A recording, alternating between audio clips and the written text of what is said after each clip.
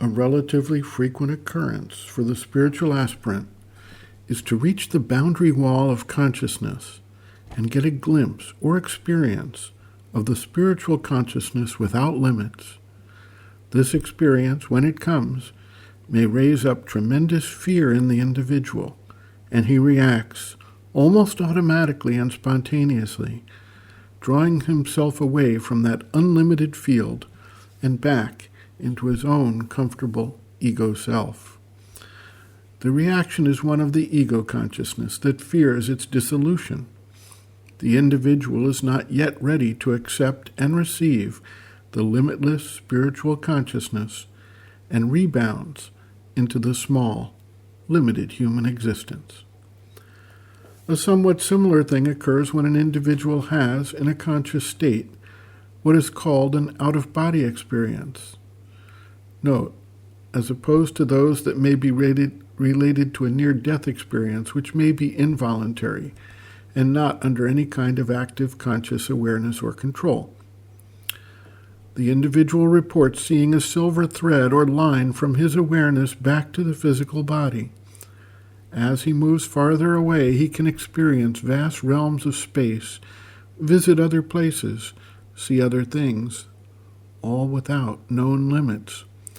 But the moment he worries about what will happen if this thread snaps, or how far can I go without the thread snapping, he is immediately plunged back into the limited human body, and the experience ends. The poet Khalil Gibran expressed this feeling in his poem, Fear.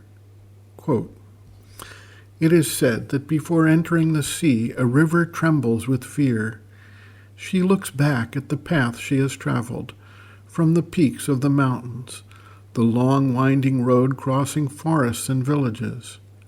And in front of her, she sees an ocean so vast that to enter there seems nothing more than to disappear forever. But there is no other way. The river cannot go back. Nobody can go back. To go back is impossible in existence. The river needs to take the risk of entering the ocean, because only then will fear disappear. Because that's where the river will know it's not about disappearing into the ocean, but of becoming the ocean." End quote. As long as the individual remains within the confines of the human ego personality and the individual mind-life-body complex, he is limited in the consciousness he identifies with.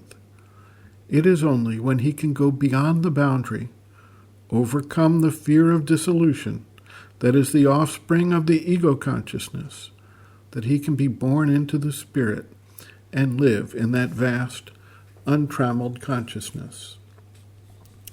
The mother notes, quote, "In fact, the vast majority of men are like prisoners, with all the doors and windows closed, so they suffocate, which is quite natural.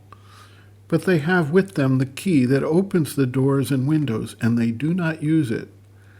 Certainly there is a time when they don't know they have the key, but long after they have come to know of it, long after they have been told about it, they hesitate to use it, and doubt whether it has the power to open the doors and windows, or even that it is a good thing to open them. And even when they feel that, after all, it might be good, there remains some fear. What will happen when these doors and windows are opened?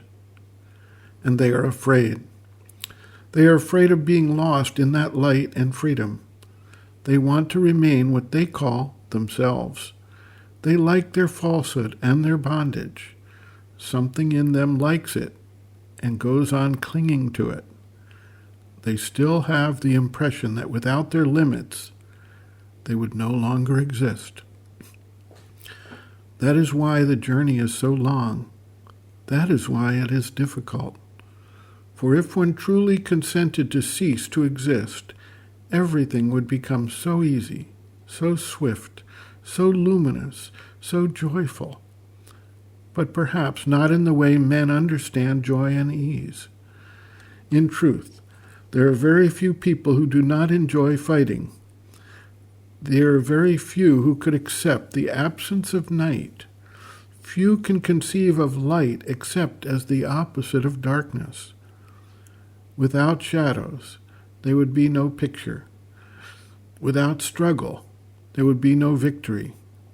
Without suffering, there would be no joy. That is what they think. And so long as one thinks in this way, one is not yet born into the Spirit. End quote. Reference, Sri Aurobindo and the Mother, Powers Within, Chapter 22, Spirit, pages 165 to 166.